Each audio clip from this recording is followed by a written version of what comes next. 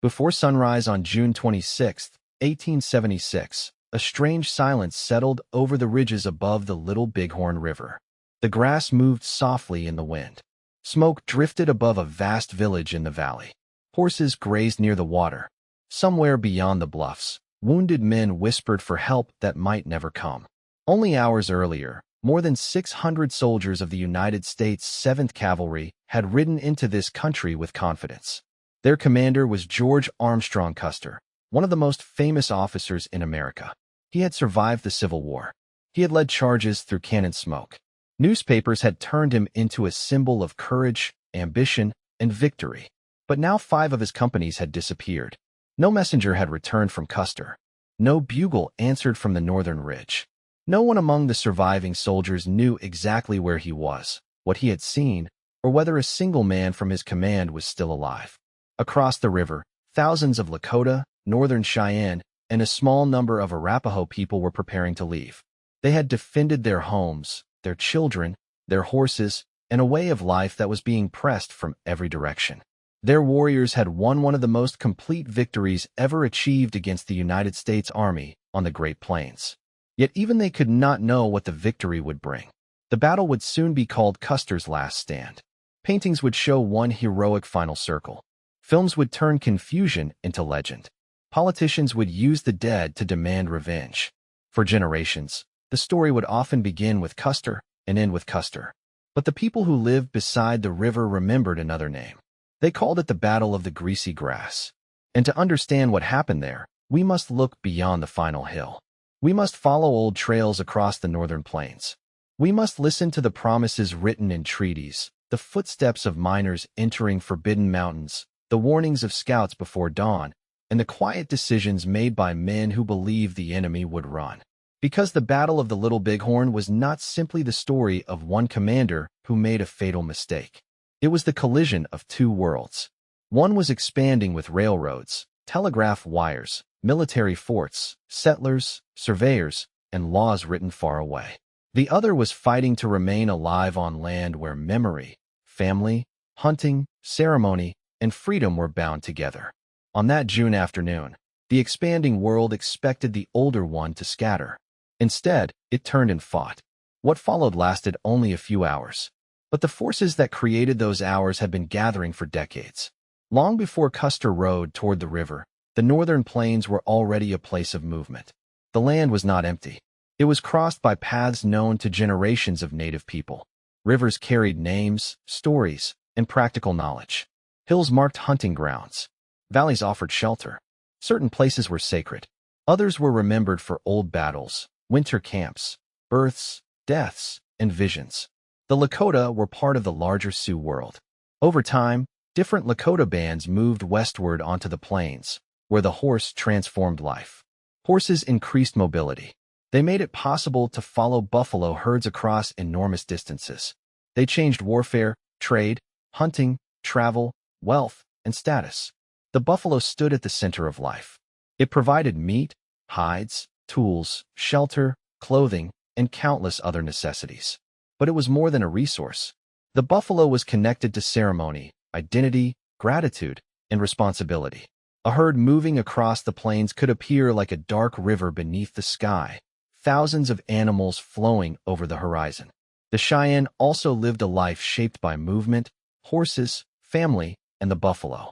By the 19th century, the Cheyenne had divided broadly into northern and southern groups, though bonds of kinship and culture remained.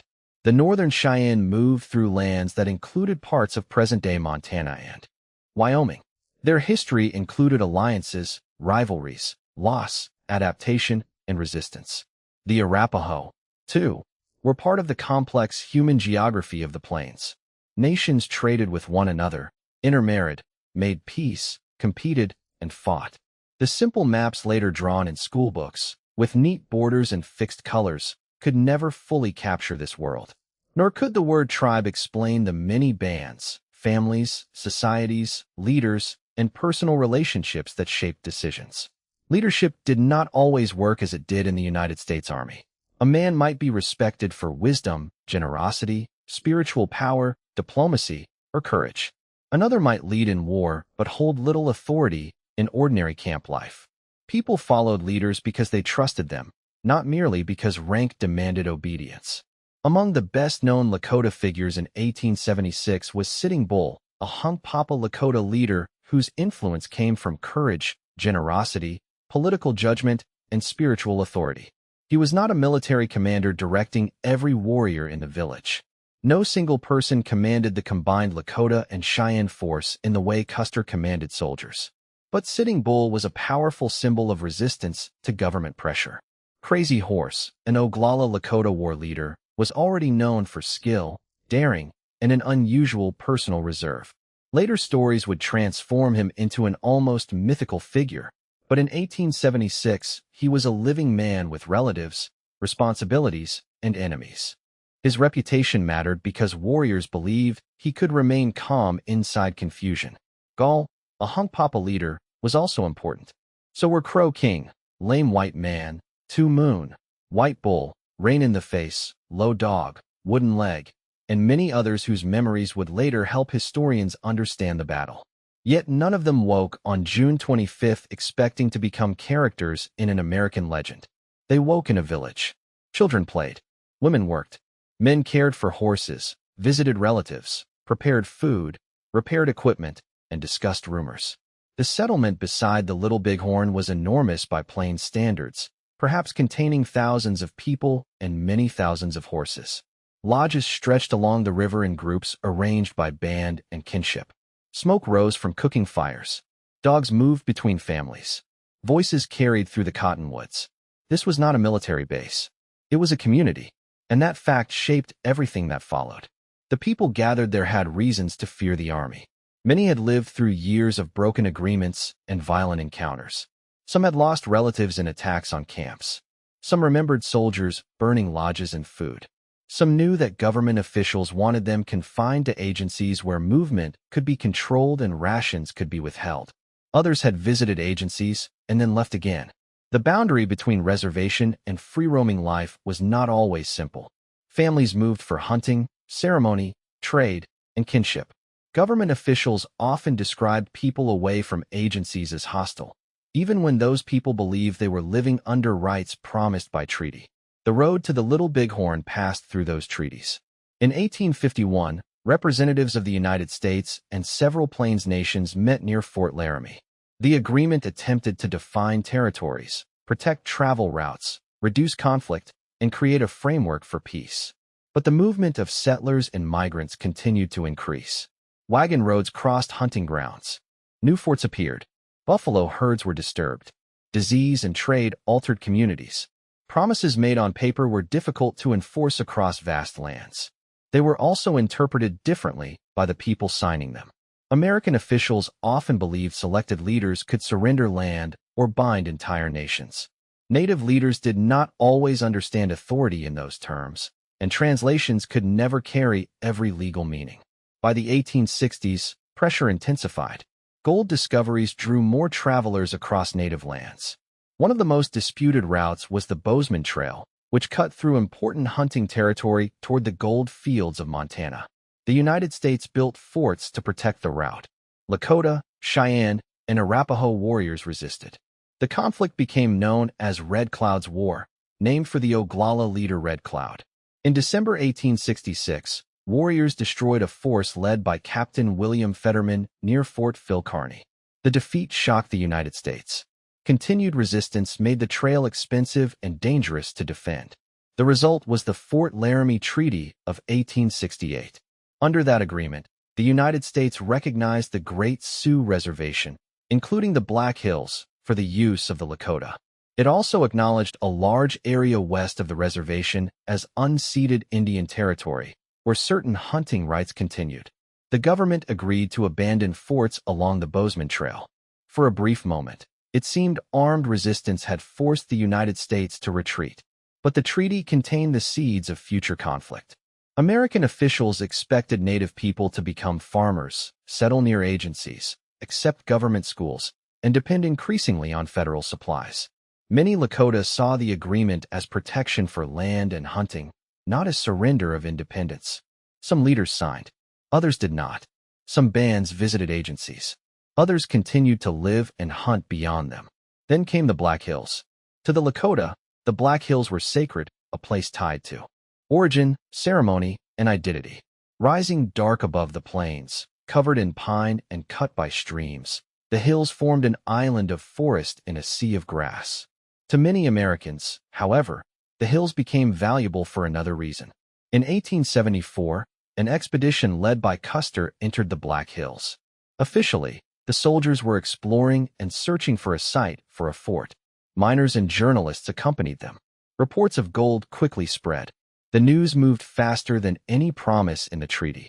Miners poured into the Black Hills. Towns appeared. Trails widened. The government had promised to keep unauthorized settlers out, but enforcement was weak and soon became politically impossible. Removing thousands of miners would anger voters and powerful business interests. Instead, officials attempted to buy the hills. Lakota leaders refused. The Black Hills were not simply property to be priced. Even if some individuals had considered selling, the treaty required the approval of 3/4 of adult Lakota men for a valid land cession, a standard the government could not honestly meet. Negotiations failed. Then policy hardened. Late in 1875, the government ordered Lakota bands living away from agencies to report to reservation agencies by January 31, 1876. The deadline came in the middle of a northern plains winter. Travel was difficult. Messages did not reach everyone. Many people had no intention of obeying an order they believed violated earlier agreements. When the deadline passed, the government classified those who remained outside as hostile. This bureaucratic word changed the meaning of their lives. Families following Buffalo became targets of a military campaign. The United States Army planned a 3-column movement for the spring of 1876. Colonel John Gibbon would advance from the west. General George Crook would move north from Wyoming Territory. General Alfred Terry, accompanied by the 7th Cavalry, would come from the east. The goal was to find the large gathering of Lakota and Cheyenne believed to be somewhere between the Yellowstone and Bighorn Rivers, then force the people back to the reservation system. On maps in military headquarters, the plan looked like pressure closing from 3 directions. On the ground, it meant hundreds of miles of rough country, uncertain information, exhausted horses, swollen rivers, heat, dust, and an opponent who knew the land better than the soldiers did. The Army also depended on native scouts. Crow and Iroquois men served with the campaign. Their presence has sometimes been misunderstood as simple betrayal of other native people. In reality, the Crow and Lakota had competed over land and resources, and the Crow saw the expansion of Lakota power into their homeland as a direct threat. The Iroquois had their own long history of conflict and loss. By scouting for the Army, these men pursued the interests of their own families and nations in a dangerous world where no choice was simple. Among Custer's scouts were Crow men including White Man Runs Him, Harry Moccasin, Goes Ahead, and Curly, as well as Iroquois scouts including Bloody Knife, Bobtail Bull, Little Brave, and others. They would read signs in the earth that many soldiers barely noticed. The width of a trail, the age of a fire, the direction of dust, the number of lodge poles dragged across the ground, and the condition of abandoned camps. Their warnings would become one of the most haunting parts of the story. But before those warnings, another battle changed the campaign. On June 17, 1876, General Crook's column encountered a large force of Lakota and Cheyenne warriors near the Rosebud Creek. The fighting lasted for hours across broken ground. Crook's force included Crow and Shoshone allies, whose actions helped prevent disaster. The Lakota and Cheyenne attack was aggressive and coordinated, and Crazy Horse was among the prominent war leaders associated with the fight. The Battle of the Rosebud did not end in the destruction of Crook's command, but it stopped his advance. Crook withdrew to rest and resupply. Most importantly, he did not quickly inform Terry or Gibbon that he had been turned back. So when Custer moved toward the Little Bighorn 8 days later, he did not know that the largest of the 3 army columns was no longer closing from the south. The trap was already incomplete. Inside the native village, the Rosebud fight strengthened confidence. Warriors had confronted a large military force and forced it away. More families gathered along the Little Bighorn. The camp grew. Around this time, Sitting Bull took part in the Sun Dance, one of the most sacred ceremonies of the plains. Accounts describe him sacrificing and dancing until exhausted, then experiencing a vision of soldiers falling upside down into the camp, like grasshoppers dropping from the sky. The vision has often been retold as a precise prophecy of Custer's defeat. Native spiritual traditions, however, should not be reduced to a convenient dramatic device. Different accounts and interpretations exist. What mattered in the village was that Sitting Bull's experience was understood as powerful and encouraging, but it also carried a warning. According to some later accounts, the victory would be given if the people did not become arrogant and did not take the soldiers' possessions for selfish reasons. Whether every person in the village heard the vision in the same way is impossible to know. Yet as the camp settled beside the greasy grass, confidence mixed with uncertainty.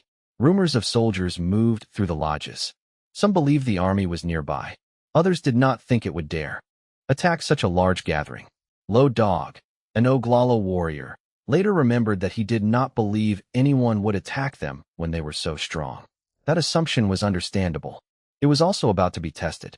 George Armstrong Custer was 36 years old in the summer of 1876.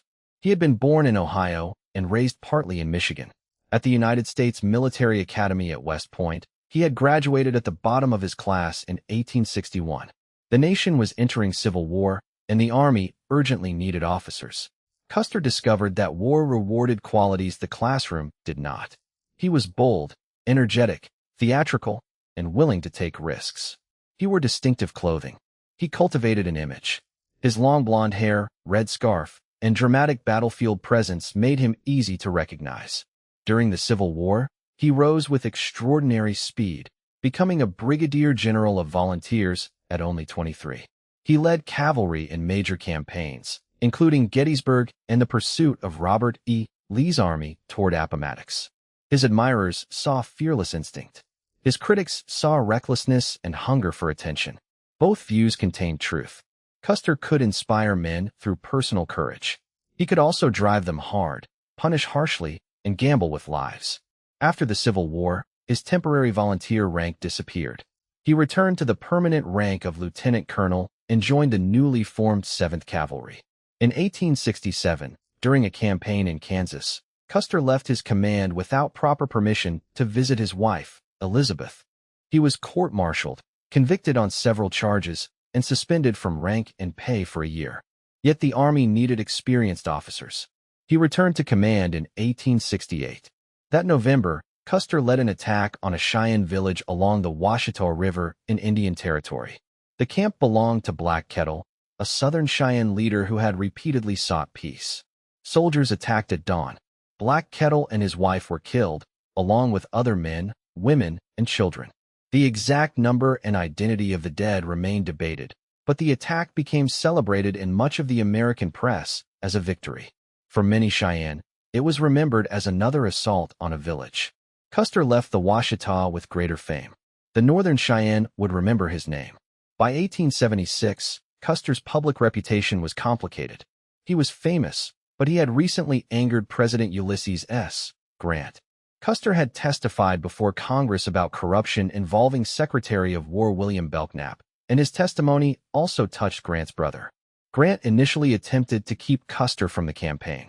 Only after pressure and negotiation was Custer allowed to return to the 7th Cavalry under General Terry. This mattered because the coming expedition offered Custer a chance to restore prestige. Some later writers have suggested he was desperate for a spectacular victory that might launch a political career. The evidence for a clear presidential plan is uncertain, but there is little doubt that Custer understood the power of publicity. A newspaper correspondent, Mark Kellogg, traveled with the column. Custer expected that success would be reported. The 7th Cavalry left Fort Abraham Lincoln on May 17, 1876. Families watched from the post as the regiment moved away.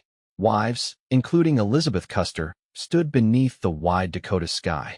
The column included soldiers, scouts, teamsters, packers, a band, animals, wagons, ammunition, and supplies. Dust rose beneath hundreds of hooves. Many of the enlisted men were immigrants. Some were experienced. Others were poorly trained. Their weapons were mainly single-shot Springfield carbines. The carbine was accurate and powerful at useful ranges, but each shot required manual reloading.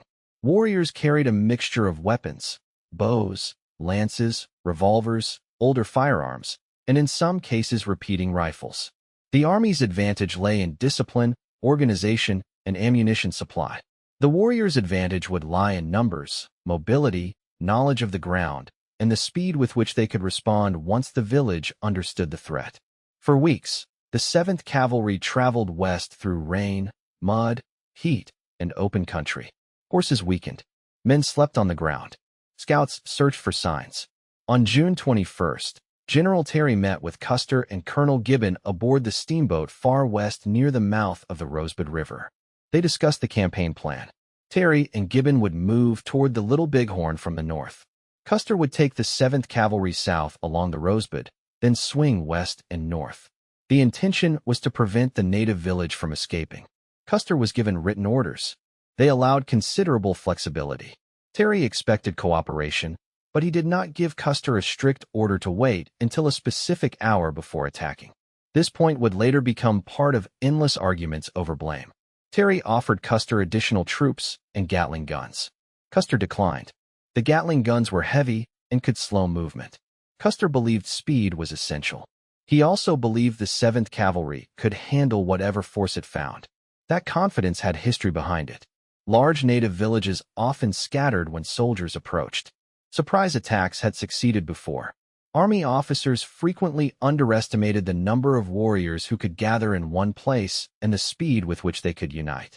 Custer carried 12 companies, more than 600 soldiers, along with scouts and civilian employees. He did not think he was riding toward annihilation. On June 22, the 7th Cavalry separated from Terry and began moving up the Rosebud. Mark Kellogg sent his final report. In one line that later appeared almost prophetic, he wrote that he was going with Custer and would be at the death. The column followed a broad trail left by the native village. The signs were enormous: abandoned lodge sites, fire remains, pony tracks, and travois marks suggested many people had passed. Yet numbers on the plains were difficult to judge. A trail might be widened by loose horses. Families could move in several groups. Dust and distance distorted vision. Custer pushed forward. By June 24th, the regiment was near the divide between the Rosebud and Little Bighorn valleys. Scouts climbed to a high observation point later called the Crow's Nest. Before dawn on June 25th, the landscape below was dark and immense. The scouts peered westward. In the distance, they could detect signs of the village. Perhaps smoke, perhaps the pale shapes of pony herds, perhaps movement in the valley. Custer reportedly struggled to see what they saw. The scouts understood the trail more clearly than he did. They knew the village was very large. Mitch Bouillet, an experienced interpreter and scout of mixed ancestry, is said to have warned that the camp contained more people than Custer's soldiers could defeat. Some Crow scouts changed from army clothing into traditional dress. Later stories claim they did so because they expected death and wished to die as Crow men. The exact words and gestures are difficult to reconstruct, but the fear among the scouts was real. They had read the ground. They knew what waited beyond the hills. Custer had originally considered hiding through the day and attacking the next morning. But reports arrived that the regiment had been discovered. A box of supplies had fallen from the pack train, and soldiers feared native riders had seen it. Scouts also observed people moving near the Army's trail. Custer now faced the decision that would shape the battle. If he waited, the village might scatter. If he attacked immediately, his men would be tired, his units stretched out, and his information incomplete. He chose speed. The 7th Cavalry began its final advance toward the Little Bighorn River. The land before them rolled downward in long ridges and deep coulees. From the high ground, the valley could appear close. In reality, folds in the earth concealed distance and movement. A rider might vanish into a drainage and reappear somewhere unexpected. Dust could mark a few horses or hundreds. Around noon, the regiment paused near a creek remembered as the place where Custer divided his command. This was not unusual. Cavalry commanders often separated units to search, maneuver, and strike from more than one direction. But every division reduced the strength available at a single point, and communication depended on mounted messengers crossing uncertain ground. Major Marcus Reno received 3 companies, roughly 140 men, along with Iroquois scouts. Captain Frederick Benteen received 3 companies, about 125 men.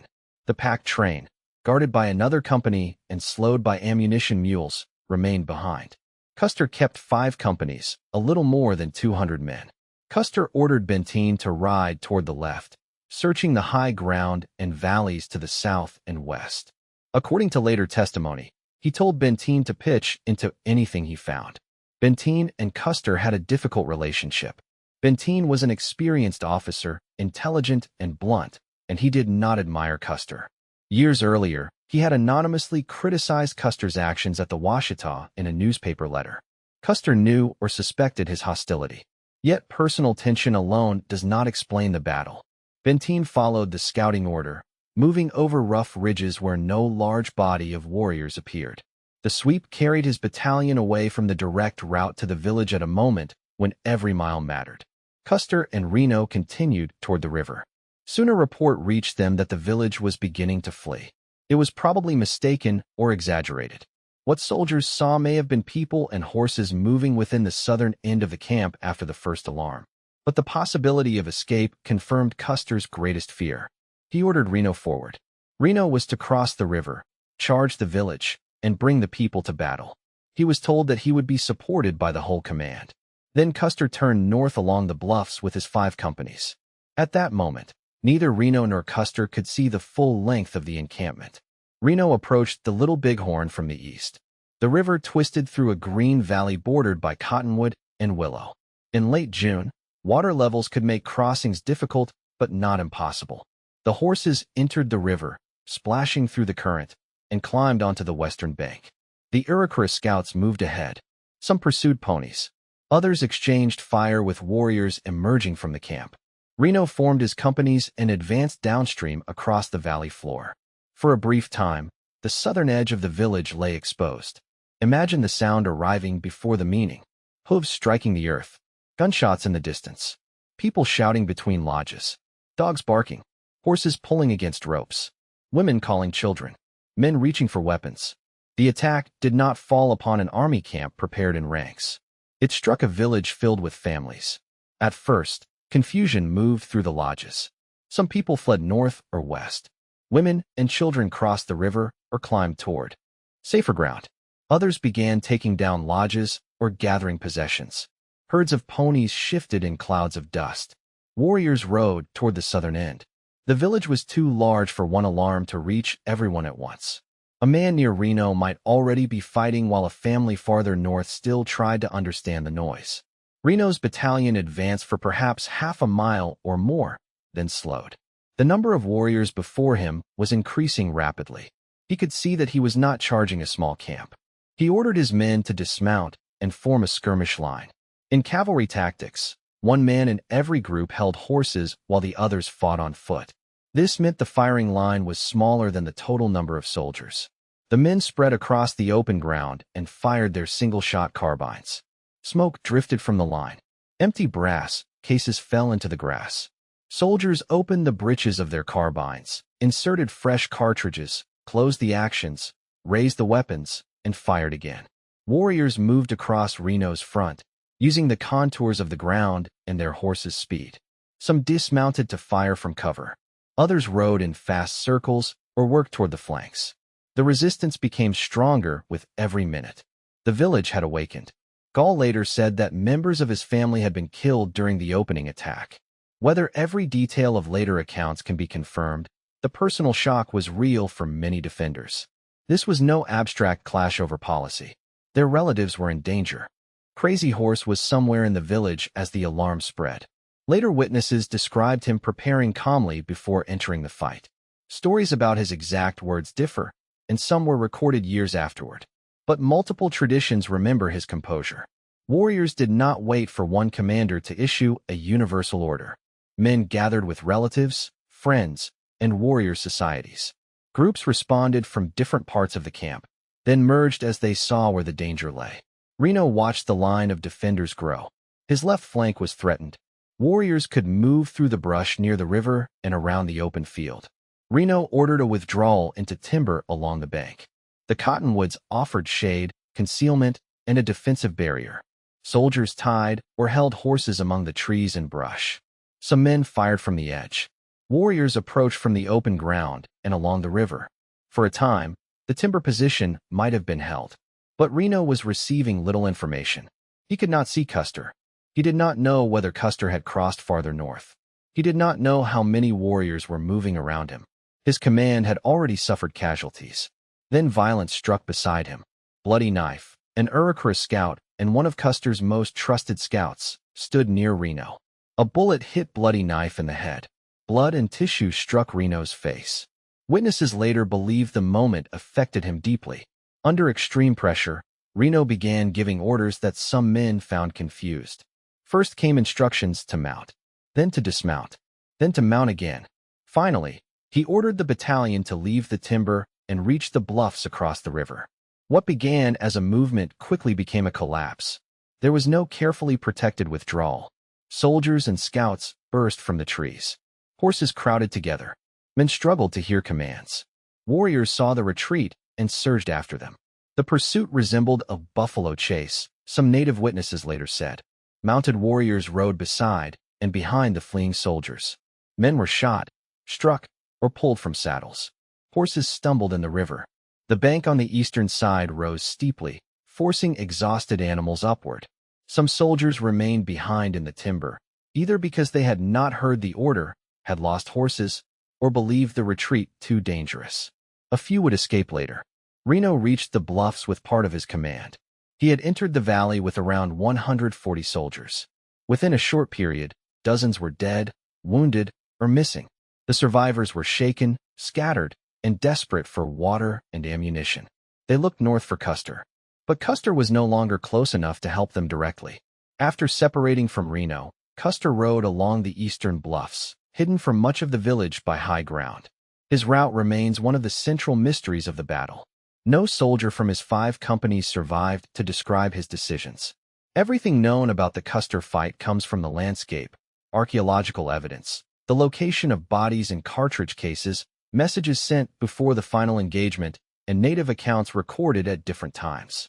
Those accounts are essential, but they do not always agree. Warriors saw different pieces of a fast-moving battle. Years passed before many stories were written down. Translators shaped language.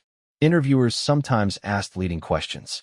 Memory preserved powerful moments, but could move events or combine them. So the final movements must be described with care. Custer appears to have traveled north while Reno attacked from the south. He may have intended to strike the village from another point, capture women and children, seize the pony herd, or force the defenders between 2 cavalry attacks. Similar tactics had worked in earlier campaigns. From the bluffs, however, Custer could finally see more of the village. The lodges continued far downstream. The camp was not fleeing. It was enormous. Custer sent messengers to bring Benteen and the pack train forward. Trumpeter John Martin, born Giovanni Martini in Italy, carried the most famous message of the battle. Lieutenant William Cook wrote it quickly in pencil. Benteen, come on. Big village. Be quick. Bring packs. P.S. Bring packs. The repeated request for packs meant ammunition. Martin rode south. Because he carried the message away from Custer, he survived. Another messenger, Sergeant Daniel Knipe, also rode back with verbal instructions for the pack train to hurry. He, too, would live. Custer continued toward a drainage later called Medicine Tail Coulee. This route led down toward the river near the middle or northern portion of the village. Some native accounts describe soldiers approaching the river. Archaeological evidence suggests firing occurred near the ford. Whether Custer attempted a major crossing, sent only part of his command forward, or merely tested the approach remains uncertain. At the water, resistance was forming. Warriors who had driven Reno from the valley now began moving north. Others from the central and northern parts of the village rode toward Custer. Families were still escaping from the threatened areas, but the balance of the battle had changed. Reno was no longer the main danger. Custer was. The 5 companies moved away from the river and back toward higher ground. Perhaps Custer realized the crossing was impossible. Perhaps he never intended to cross there. Perhaps he was trying to draw defenders away from Reno or find a better approach. Whatever his intention, the initiative was slipping away. The terrain that had concealed his movement also concealed the warriors gathering around him. Custer's battalion stretched along a ridge running roughly southeast to northwest. The companies were commanded by officers including Miles Keogh, James Calhoun, George Yates, Algernon Smith, and Thomas Custer, George's younger brother, who served as a captain and had received 2 Medals of Honor during the Civil War. The regimental structure gave the soldiers order, but the long ridge separated companies at the moment the defenders began to converge. At the southern end, near what became known as Calhoun Hill, Companies L and C took positions. Lieutenant James Calhoun, Custer's brother-in-law, commanded Company L. Captain Miles Keogh commanded Company I, located farther along the ridge. Warriors approached through coulees, ravines, and folds in the land. Some fired from long range. Others crept closer. Mounted groups moved rapidly around the flanks. The soldiers dismounted. Horse holders took animals behind the firing lines. Carbines began their steady rhythm. Fire. Open. Load. Close. Aim. Fire again. For a time, the line held. Archaeologists later found concentrations of cartridge cases suggesting organized resistance in several places. The image of every soldier crowded from the beginning around Custer on one small hill is not supported by the evidence. The fight unfolded across a broader landscape. Warriors tested the line and searched for weakness. Some had repeating rifles capable of firing several shots before reloading. Many did not. Firearm ownership varied, and ammunition could be scarce. Bows remained deadly at the distances found in the coulees. The defenders' greatest strength was not a single weapon. It was the number of warriors arriving and their ability to move around fixed positions.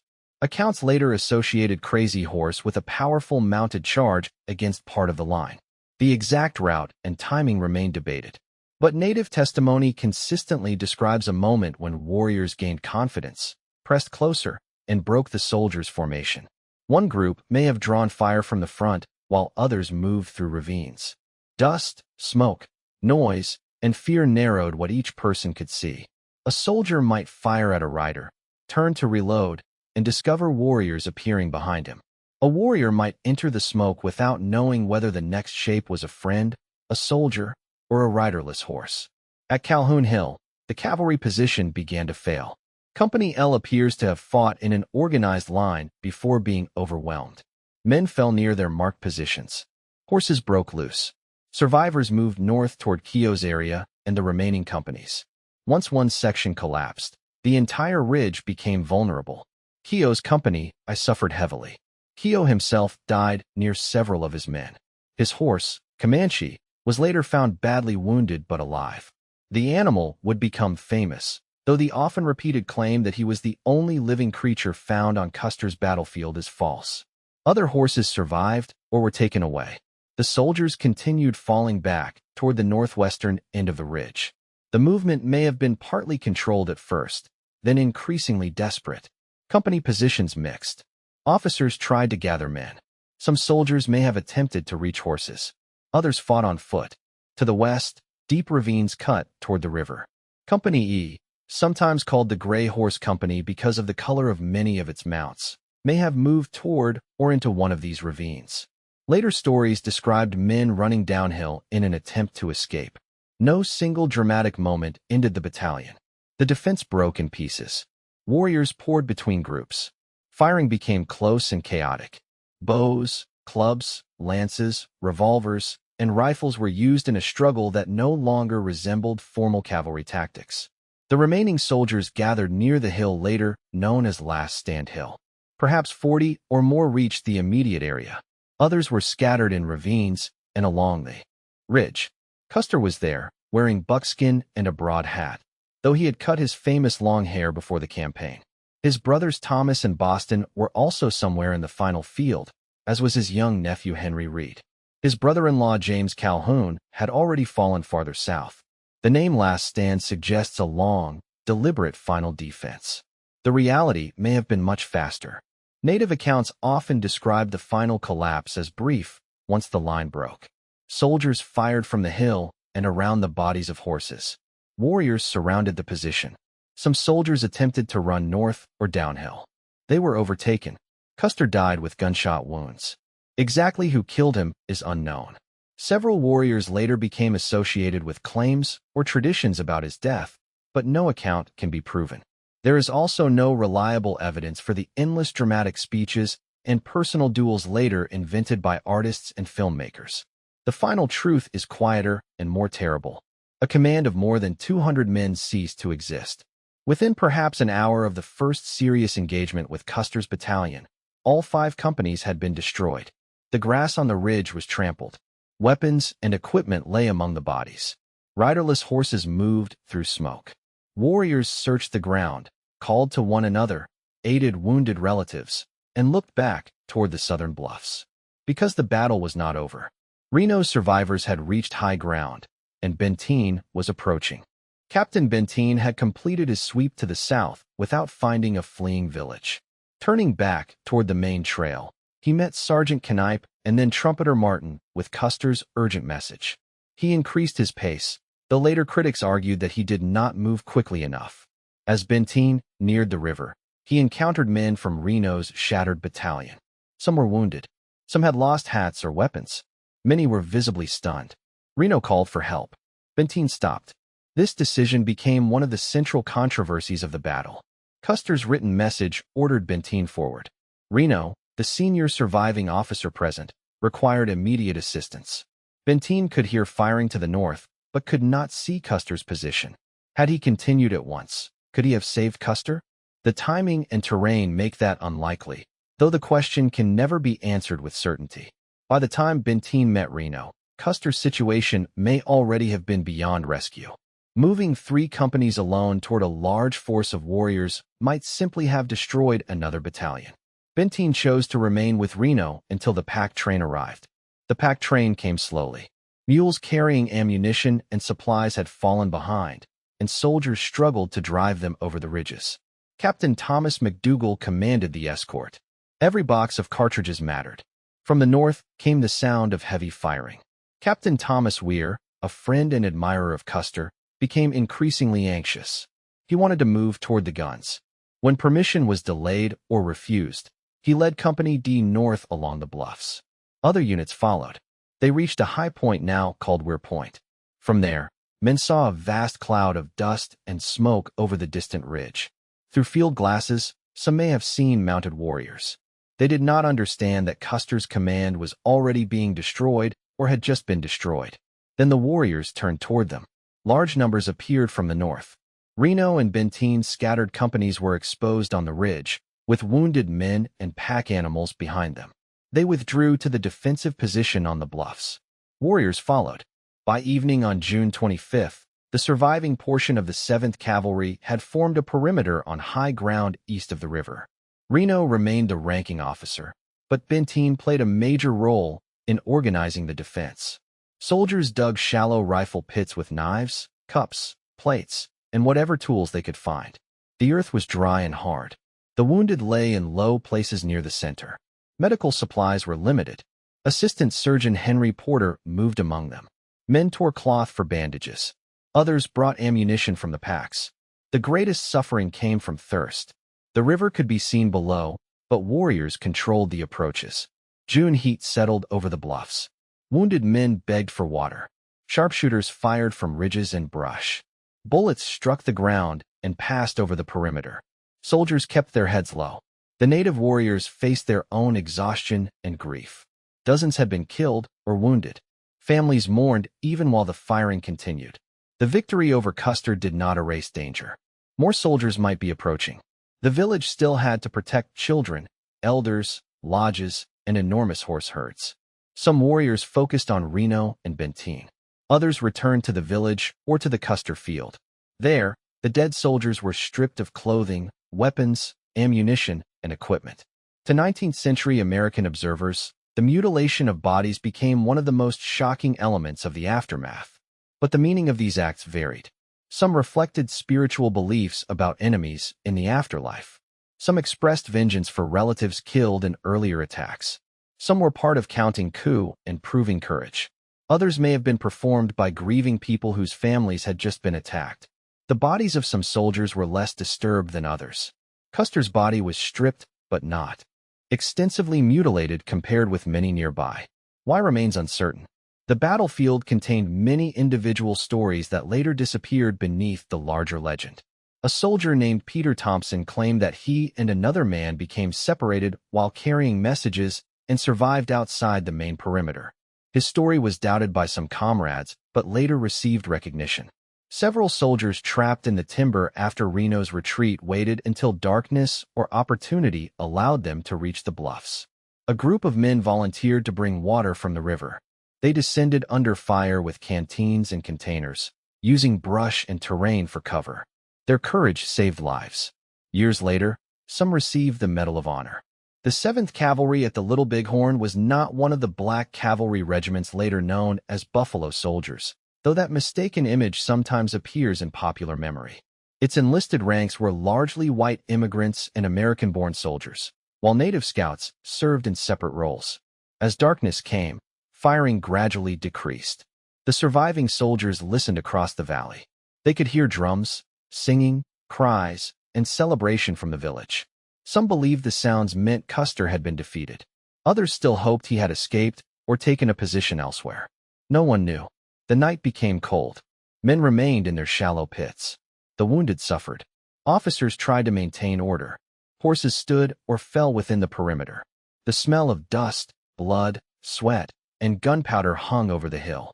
Below them, the vast camp also passed through a night unlike any before it.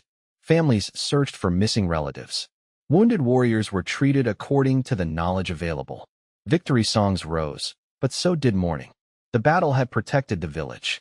It had also revealed that the United States Army would come directly into the heart of the camp, and everyone understood that more soldiers would follow. At first light on June 26th, the firing began again. The sky brightened over the river. From their defensive pits, soldiers could see movement on the surrounding heights. Warriors used the ridges and gullies, appearing long enough to fire before dropping from sight. Reno and Benteen's position was stronger than it had been the evening before. The companies were concentrated. Ammunition from the pack train had been distributed. The men had spent the night improving shallow cover. Yet they remained surrounded, thirsty, and uncertain. At times, warriors charged close enough for the soldiers to see details of horses, clothing, feathers, and painted faces. At other times, the battle became a distant exchange of rifle fire across open ground.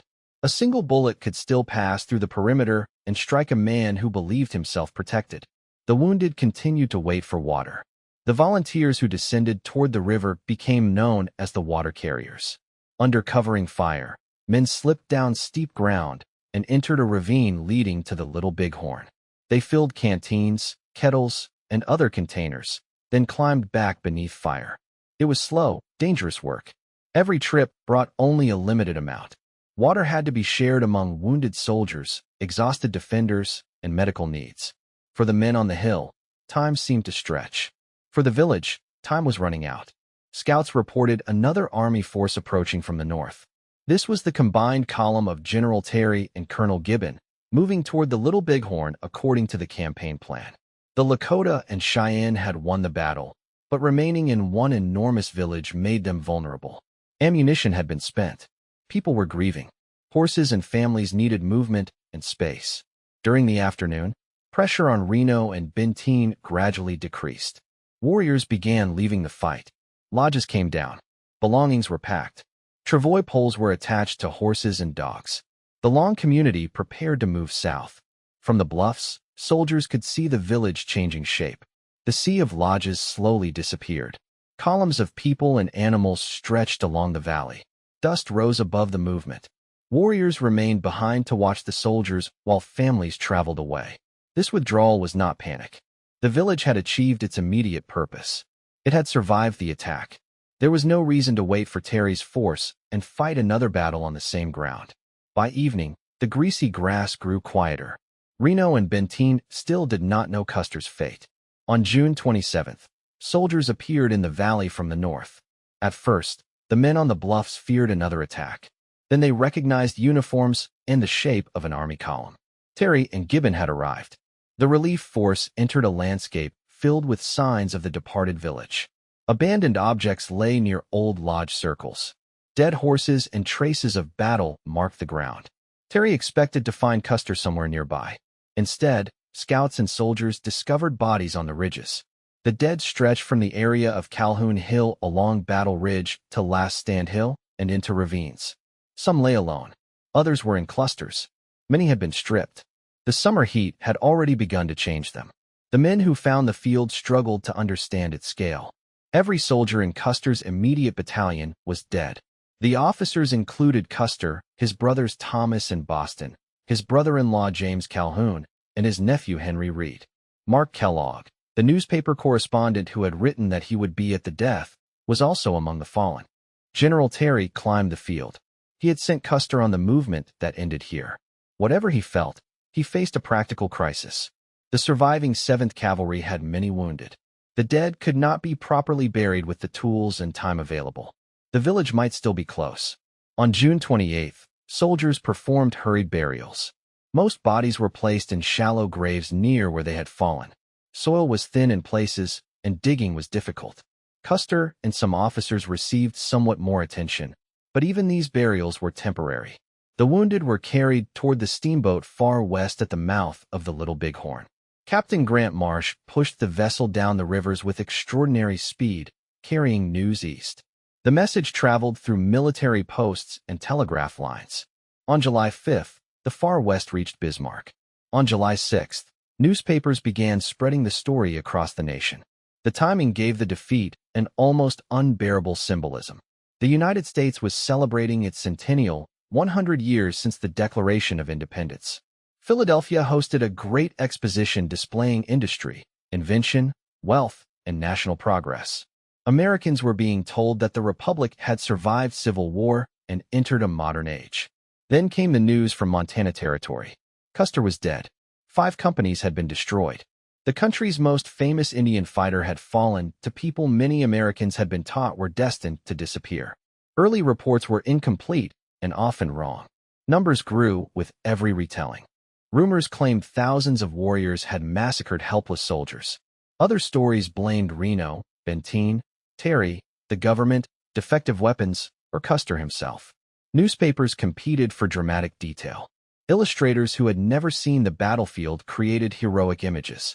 In many pictures, Custer stood at the center, long hair flowing, surrounded by a shrinking ring of loyal men. He was often shown firing a pistol in each hand as enemies closed from every direction. The actual Custer had short hair during the campaign. The actual battle unfolded over miles of ridge. But the painting was easier to remember than the uncertainty. Elizabeth Custer became one of the most influential guardians of her husband's image. Widowed at 34, she spent the rest of her long life writing, speaking, and defending him. She presented Custer as brave, loving, gallant, and betrayed by circumstances or subordinates. Her devotion was personal and understandable. It was also historically powerful. For decades, the phrase Custer's last stand meant heroic sacrifice to many Americans. The Lakota and Cheyenne victory was treated not as defense of a village, but as a national humiliation requiring punishment. Congress and the Army intensified pressure.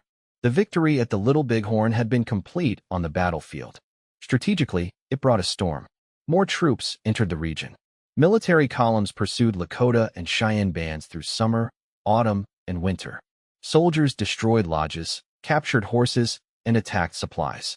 The disappearance of buffalo herds, driven by commercial hunting and expanding settlement, made independent life increasingly difficult. The government also used hunger and rations as tools of policy. People living at agencies depended partly on food promised by treaty. Officials could threaten to withhold supplies unless land was surrendered or relatives came in. In August 1876, Congress moved to take the Black Hills and other lands. The agreement did not meet the consent requirement established in the 1868 treaty. The seizure was presented as a condition for continued support. The hills that had helped cause the war passed into American control. The people who had won at the greasy grass scattered into smaller groups. This was necessary for survival, but it reduced their ability to gather large numbers of warriors. Some traveled toward agencies. Some moved north. Others continued resisting. In September, soldiers attacked an Oglala camp at Slim Buttes. During the winter campaign of 1876 and 1877, cavalry struck villages in freezing conditions. Horses were taken. Food and shelter were destroyed. For families, the choice narrowed. Remain free and risk starvation, exposure, and constant attack, or surrender at an agency and enter a system designed to control movement, food, education, and land. Crazy Horse came to the Red Cloud Agency in May 1877 with followers exhausted by war and hunger. He had not been defeated in one final dramatic battle. The conditions around him had been made impossible. Only a few months later, tensions grew between Crazy Horse, Army officers, interpreters, and rival Native leaders. Rumors spread that he planned violence or escape. On September 5, 1877, soldiers attempted to confine him at Camp Robinson. During the struggle, a guard stabbed him with a bayonet. Crazy Horse died that night. He was probably in his mid-30s. His parents took his body away, and the exact location of his grave remains unknown. Sitting Bull chose another path. He led followers north into Canada in 1877. There, he hoped to live beyond the reach of the United States Army. Canadian authorities allowed him to remain, but offered limited support. Buffalo became scarce. Hunger deepened. In 1881, Sitting Bull returned to the United States and surrendered at Fort Beaufort. For a time, he was held as a prisoner. Later, he lived at the Standing Rock Agency. He traveled with Buffalo Bill Cody's Wild West show, where audiences paid to see the man associated in their minds with Custer's defeat. To many spectators, Sitting Bull was part of a performance about a supposedly vanishing frontier. To Sitting Bull, the world had not vanished. It had been taken and reorganized around him. In December 1890, agency police came to arrest him during rising fear over the ghost dance movement. A struggle began. Sitting Bull was shot and killed, along with several of his followers and police. 2 weeks later, the United States 7th Cavalry surrounded a Lakota camp near Wounded Knee Creek. Gunfire erupted during an attempt to disarm the people. Soldiers killed men, women, and children. Estimates vary, but the dead numbered in the hundreds. Some members of the 7th Cavalry viewed Wounded Knee as revenge for the Little Bighorn. The connection reveals the danger of memory turned into a weapon. A battle in which a village defended itself had been transformed into a story demanding repayment from people who were not responsible for every death on Custer's Hill. The survivors of the Little Bighorn carried different memories. Marcus Reno returned to a public world searching for someone to blame. Critics accused him of cowardice for stopping in the valley and failing to reach Custer. Reno requested a court of inquiry in 1879. After extensive testimony, the court did not formally condemn his conduct. Yet his reputation never recovered. Reno's personal life also collapsed. He struggled with alcohol, faced disciplinary problems, and was dismissed from the Army in 1880. He died in 1889. Frederick Benteen also lived beneath the shadow of the battle. Some considered him the officer whose decision to remain with Reno saved the surviving half of the regiment.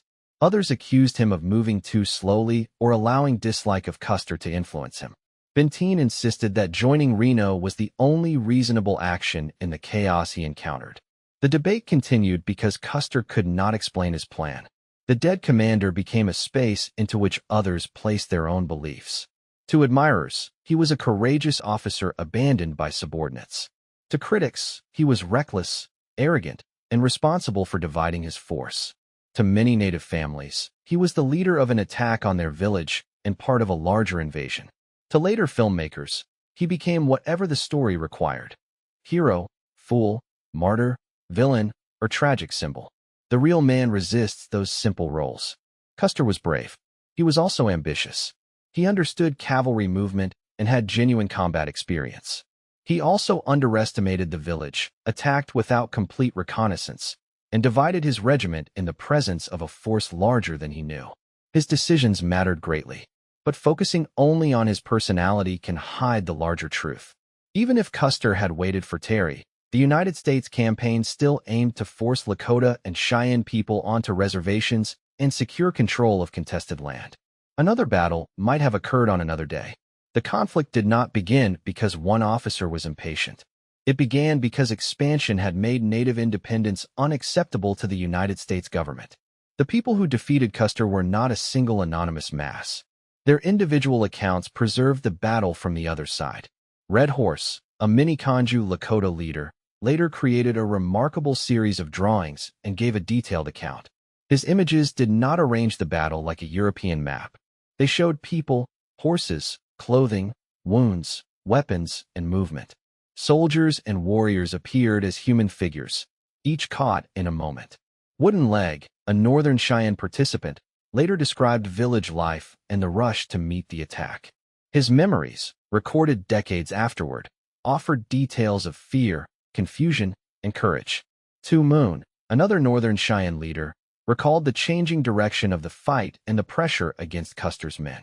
Low Dog remembered his disbelief that soldiers would attack so large a camp. White Bull, Gall, Rain in the Face, and others became linked to stories of the battle. Some claims grew in the retelling. Interviewers often wanted one man to identify who killed Custer, as though the mystery required a single hero. Native concepts of honor did not always fit the questions being asked. Counting coup by touching an enemy could be more prestigious than killing from a distance.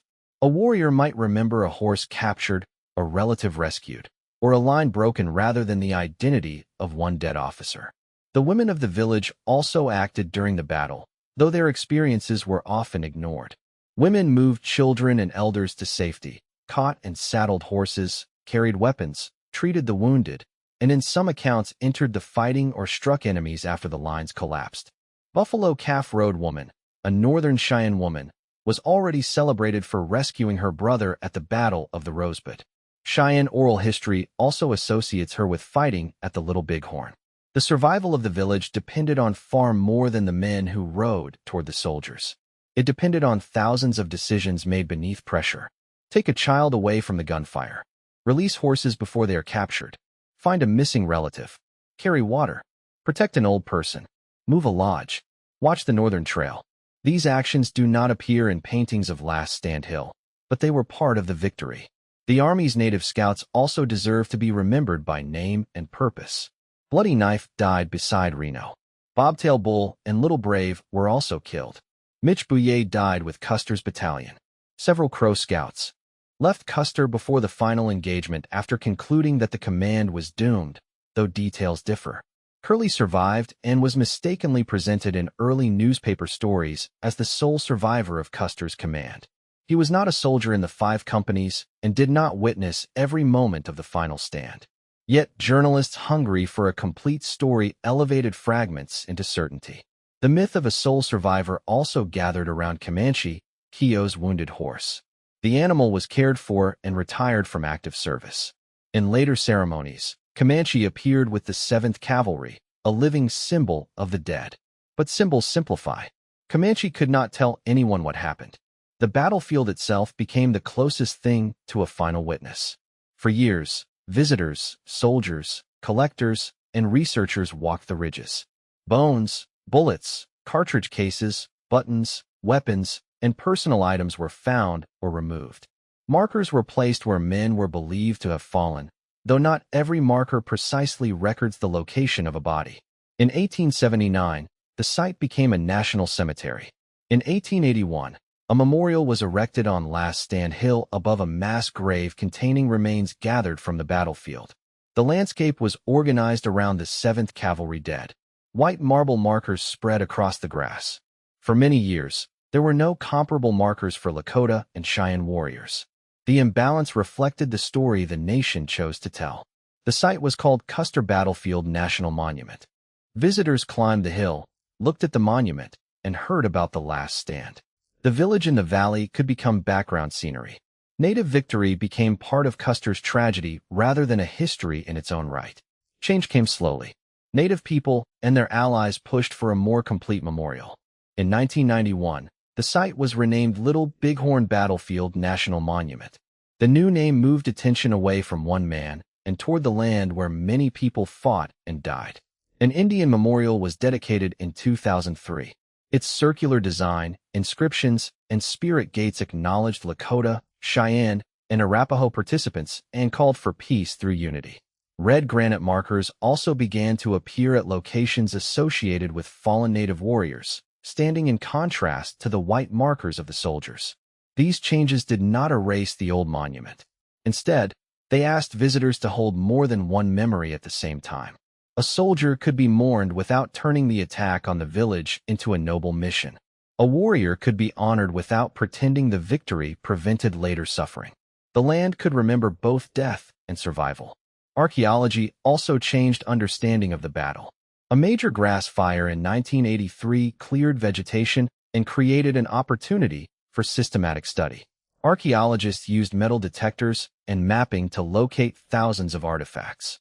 Cartridge cases could sometimes be matched to individual firearms, allowing researchers to trace movement across the field. The evidence showed that the fight was mobile and spread out. Warriors fired from many positions. Soldiers resisted at several points before the defense collapsed. The findings challenged the single circle image made famous by art. Yet archaeology has limits. A cartridge case shows where a weapon was fired, not what the person holding it felt. A bullet cannot explain an order. An empty space may mean retreat, pursuit, collection, or simply that an artifact was removed long ago.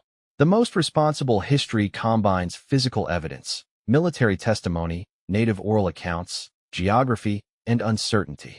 Uncertainty is not weakness. It is honesty. We do not know the exact minute Custer realized the danger. We do not know whether he saw Reno's retreat. We do not know the exact sequence of every company collapse. We do not know who fired the shots that killed Custer. We do not know every warrior who died, because native casualty records were not kept in the Army's written form and families carried memories in different ways. Even casualty estimates vary. Approximately 268 members of the 7th Cavalry, attached personnel, and scouts were killed across the two-day battle, with most dying in Custer's 5 companies. Dozens more were wounded. Estimates of Lakota and Cheyenne deaths often range around 60 to 100, though exact numbers remain uncertain. The difference in casualties did not mean the defenders felt little loss. In a close community, every death entered a family. The name Little Bighorn can also hide geography. The Little Bighorn River winds through present-day southeastern Montana, within the homeland of the Crow Nation. The battle occurred on Crow land that Lakota and Cheyenne groups had entered during earlier decades of intertribal expansion and conflict. This fact complicates any simple story of Native people against outsiders. The Crow Scouts believed they were defending their own homeland from Lakota power. Later, the United States took control over much Crow land as well, despite Crow assistance. History rarely rewards alliances as people expect. The same government that depended on Native scouts continued to reduce Native lands. The same army that fought Lakota and Cheyenne included officers who admired individual warriors and officials who sometimes argued for better treatment, while still serving a system of removal and confinement. The same American public that mourned Custer often knew almost nothing about the treaty violations preceding the battle. The same Native victory that preserved freedom for a season accelerated a campaign that ended that freedom for most participants. This is why the Battle of the Little Bighorn remains powerful. It refuses to become one clean lesson. It was a military disaster caused by failed intelligence, division of forces, and underestimation. It was a successful defense of families against a deliberate army attack. It was a moment of resistance against broken treaties and seizure of land. It was also one battle inside a longer history of conflict among Native nations and an expanding United States. It created heroes, villains, martyrs, scapegoats, and myths. And beneath all those labels were human beings who could feel heat, thirst, fear, anger, loyalty, grief, and hope. If we return now to the valley in the hours before the battle, the ending no longer feels inevitable. The morning began like many summer mornings on the plains. Light entered slowly from the east. The river reflected pale sky between cottonwoods. Smoke rose from lodge fires. Horses shifted across the grazing land. The hills held their long shadows. People in the village expected danger somewhere in the world. They had lived with danger for years. But daily life continued because it had to continue. Food was prepared. Children were watched. Stories were exchanged. Tools were repaired. Plans were made for the next movement of the camp. Across the divide, soldiers tightened saddles and checked weapons. Some thought of the families waiting at Fort Abraham Lincoln. Some thought of promotion or victory. Some simply followed the company in front of them. Few could see the whole event they were entering. That may be the most human truth of the Little Bighorn. The people who created history rarely experience it as a finished story. They experience dust. A rumor. A distant gunshot. An order only partly heard. A rider appearing over a hill. A decision made with too little time. Later generations arrange those fragments into lines and arrows. They name hills and coulees. They debate whether a commander should have turned left or right. They measure distance and count cartridges. But the people on the ground did not have the map we have now. Reno did not know what waited at the northern end of the village. Benteen did not know whether Custer still held a position when the message reached him. Custer did not know how quickly warriors from the entire camp could concentrate against his 5 companies. Families in the village did not know whether another column was already approaching from a different direction. Warriors riding toward the smoke did not know whether they would return. The uncertainty was total, and inside it, character mattered. Some people froze. Some ran. Some remained calm. Some carried water. Some protected strangers. Some followed orders that led to death. Some refused to abandon relatives. Some survived because they were sent away with a message. Others died because they stayed beside friends. History often praises courage as though courage belongs only to the victorious. At the Little Bighorn, courage appeared on every side. It appeared among soldiers who held lines while surrounded. It appeared among warriors who rode into carbine fire to protect the village. It appeared among women moving children through chaos. It appeared among scouts who warned a commander even when he did not fully accept what they saw. It appeared among wounded men wading through the night, and among water carriers descending the bluff. Recognizing courage does not require declaring every cause equal. The 7th Cavalry entered the valley as part of a government campaign intended to force free Native people onto reservations. The village did not ride out to conquer Fort Abraham Lincoln. The soldiers came to the village. That difference matters. It does not make every soldier a monster. Many enlisted men had little power over national policy. Some were poor immigrants seeking wages. Some had joined for adventure, survival, or lack of alternatives. They could be both participants in injustice and individuals worthy of compassion. The same is true of history at its most difficult.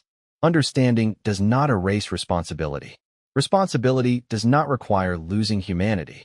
For the Lakota and Cheyenne, the victory carried a memory of unity. Bands that did not always move together had gathered in extraordinary strength. When danger arrived, warriors responded from across the camp.